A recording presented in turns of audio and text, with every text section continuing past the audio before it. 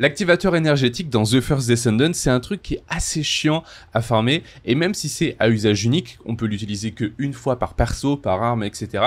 Bah mine de rien, dès qu'on commence à monter plusieurs armes, plusieurs persos, bah on en a régulièrement besoin. Du coup dans cette vidéo, je vais rapidement vous montrer tous les meilleurs spots de farm, enfin ce que j'estime être les meilleurs spots de farm, et à la fin je vais vous donner mes astuces pour farmer plus rapidement le schéma d'activateur qui est, on va pas se le cacher, le plus chiant. Le premier, l'activateur à faible teneur en carbone, c'est pas très difficile, il y a qu'une seule mission en avant-poste et vous en avez entre à peu près 15 et 20 par avant-poste. En plus maintenant les avant-postes ont que 1 minute de timer, donc c'est vraiment top. Donc pour ça c'est très facile, on va dire que les deux premiers composants on va dire sont les plus simples et les deux derniers sont les plus relous. Feuille métallique conductrice, là c'est simple, vous avez juste à prendre Enzo et aller faire des stockages cryptés et vous en aurez plein. Si vous n'avez pas Enzo, vous pouvez toujours aller en normal et faire des stockages, ça peut dépanner si vous devez craft un activateur comme ça vite fait, mais après sinon sur le long terme, débloquer Enzo au moins juste pour aller faire les stockages cryptés et puis même ça vous fera farmer des cupers en même temps. Alors déjà pour la batterie à plasma, il y a deux méthodes. La première méthode, elle va être un petit peu plus chill, elle va consister à aller faire la mission Le Havre. Vous lancez en privé, pas besoin de mettre les plus 150%, ça va aller très vite. Bon après vous pouvez y aller en public, mais bon c'est un petit peu bâtard pour les gens qui seront avec vous, vu que vous allez devoir quitter la mission en plein milieu, on va même pas la finir. Voilà, ici on va arriver au moment où on a les dispositifs de technologie et on a des Vulgus à éliminer pour avancer. Et lorsque vous allez éliminer le deuxième dispositif, il y a un élite qui va apparaître, ce faucheur élite là. Vous le tuez et c'est lui qui va vous dropper. Vous voyez là j'ai eu 11 batteries de plasma à chaleur et donc bah l'idée après une fois que vous avez fait ça c'est d'aller immédiatement à Albion. Donc là ça m'a pris même pas 5 minutes. Et la deuxième astuce qui est un petit peu moins chill et peut-être un petit peu plus rapide que ça, c'est cette fois de prendre Bunny et d'aller faire le mystère séculaire. Autant la mission précédente vous pouvez la faire avec n'importe quel perso, autant cette mission si vous n'avez pas au moins une Bunny ou une Valby, quelque chose qui peut clear rapidement, ça va être compliqué. Évidemment je précise on est toujours en mode difficile, donc là l'idée pareil ça va être de rush, de pas se préoccuper des mobs, tac tac. Et une fois que vous arrivez dans cette salle, c'est ici que la fête va commencer. Donc l'idée ça va être d'activer direct ça. Et en fait là à partir de ce moment là vous avez des vagues de mobs qui vont apparaître parce qu'il y a des minerais de Cooper à détruire. Et en fait ce qu'on va faire c'est qu'on va pas détruire les minerais de Cooper, on va uniquement tuer les mobs qui vont eux réapparaître en boucle. Et l'idée de ça, c'est qu'au bout d'un moment, à chaque fois, il y a un élite qui va respawn. Et du coup, bah forcément, c'est cette élite qui va vous dropper la ressource. Voilà, je viens de tuer l'élite et là, j'ai eu du coup 13 batteries de plasma à chaleur. Donc ouais, en vrai, cette mission est moins chill et elle demande Bunny, mais elle est beaucoup plus efficace que l'autre. Parce que là, en fait, pendant le restant du timer, pendant les 3 minutes juin, je vais continuer de tuer les mobs.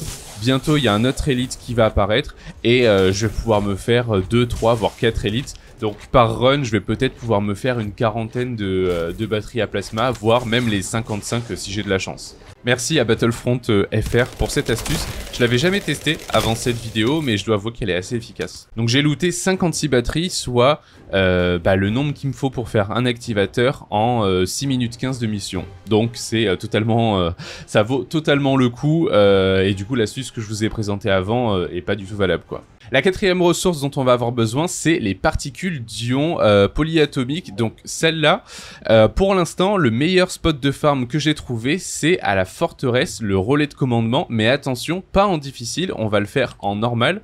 Parce qu'en gros, l'idée, c'est toujours pareil, c'est de faire les vagues de mobs et d'avoir les élites qui nous pop les composants. Et donc du coup il n'y a pas forcément besoin d'être en difficile parce que vu le temps que la mission va nous prendre en plus en difficile, en fait les élites ne vont pas nous dropper beaucoup plus de composants. Et voilà, du coup là les ennemis qu'on va rechercher c'est eux, hein, c'est les jeunes, les élites.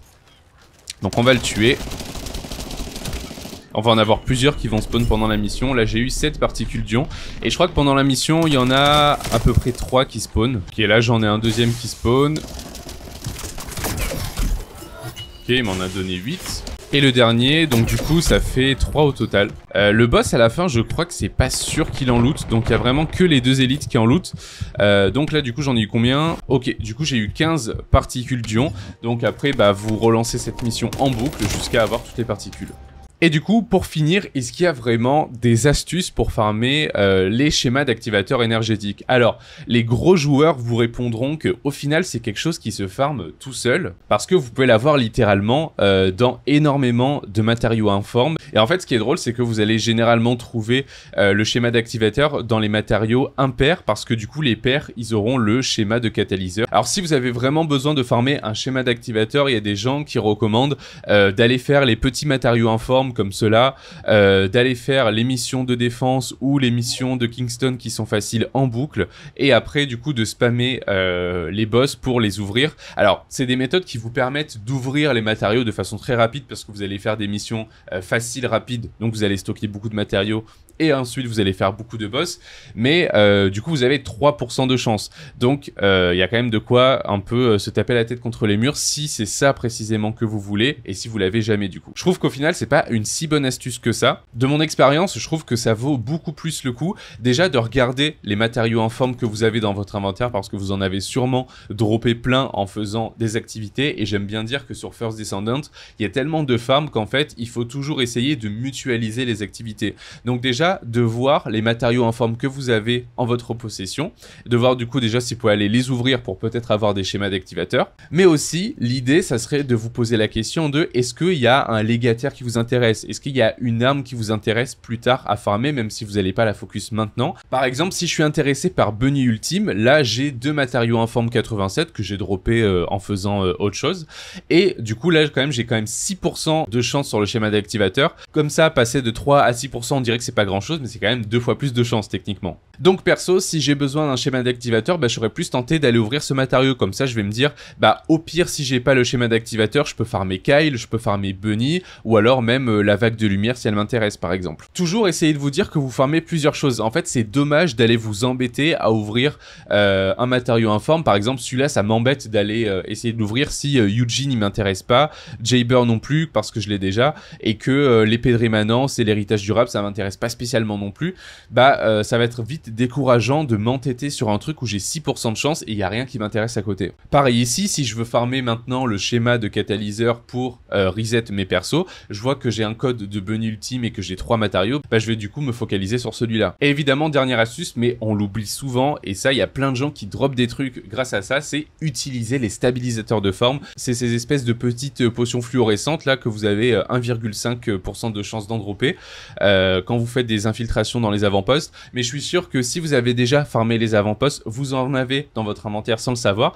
Et en fait, parfois, lorsque vous allez ouvrir vos matériaux, vous allez avoir des stabilisateurs à disposition. Et l'idée des stabilisateurs, c'est qu'en fait, ça va vous faire passer les trucs les plus rares, ça va vous donner beaucoup plus de chance. Là, par exemple, je passe à 10% de chance d'avoir mon schéma d'activateur et à 16% de chance d'avoir le code de VSA Ultime. On dirait pas comme ça, mais je double presque mon pourcentage de chance, donc c'est assez énorme. Utilisez vos stabilisateurs si vous en avez, essayez pas de les garder pour plus tard parce que sinon vous les utiliserez jamais. J'espère que cette vidéo vous aura aidé. Dites-moi en commentaire si vous avez d'autres spots de farm à nous recommander. Je vous dis à bientôt. Ciao ciao.